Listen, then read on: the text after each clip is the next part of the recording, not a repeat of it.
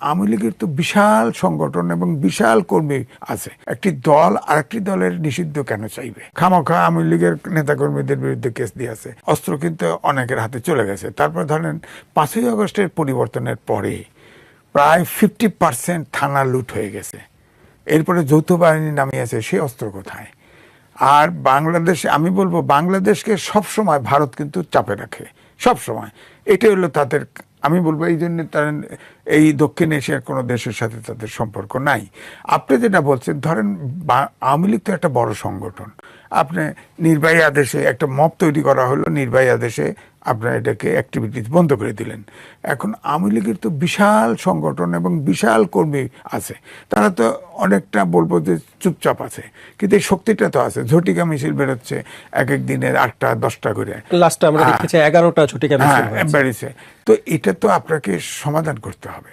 আপনার হঠাৎ করে আপনার একটা মব, আপনার জামাতও ছিল সেখানে, এনসিপির নেতাও ছিল, 1 ঘন্টা সময় দিল, 144 ধারা ভঙ্গ করে আপনার মিটিং করলো যে এটাকে নিষিদ্ধ না করলে আপনার অ্যাক্টিভিটিস, অর্থাৎ নিষিদ্ধ না করলে আমরা যমুনা ঘেরাও করব।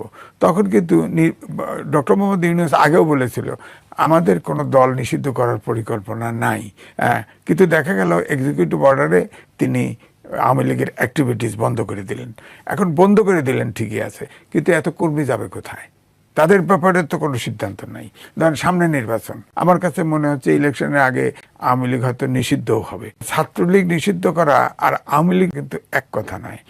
আপনি যখন গণতন্ত্রে কথা বলবেন, গণতন্ত্রের সমাজে একটি দল আরেকটি দলের নিষিদ্ধ কেন চাইবে?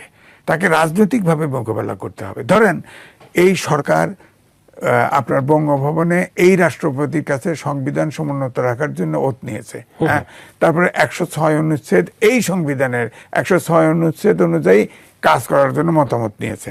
তাহলে এটা একটা সাংবিধানিক সরকার। আপনার সংবিধানে লেখা আছে একটি সংসদ চলে গেলে তার 3 মাসের ভিতরে নির্বাচন। আপনি যদি সরকারে থাকার আকাঙ্ক্ষা না থেকে যদি 3 মাসের ভিতরে নির্বাচনটা দিতেন, তখন যে আওয়ামী লীগের প্রতি ঘৃণা ছিল, বিদ্বেষ ছিল, তাহলে তো হয়তো 10-15টা সিট পেত।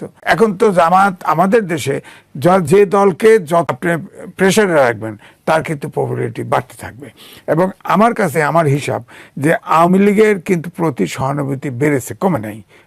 অ্যাক্টিভিটিস নিষিদ্ধ করার পরে ঝটিকা মিছিল করতেছে, তারা তো সমর্থক আছে, তাদের নেতারা পালায় গেছে, কিন্তু সমর্থক তো আছে।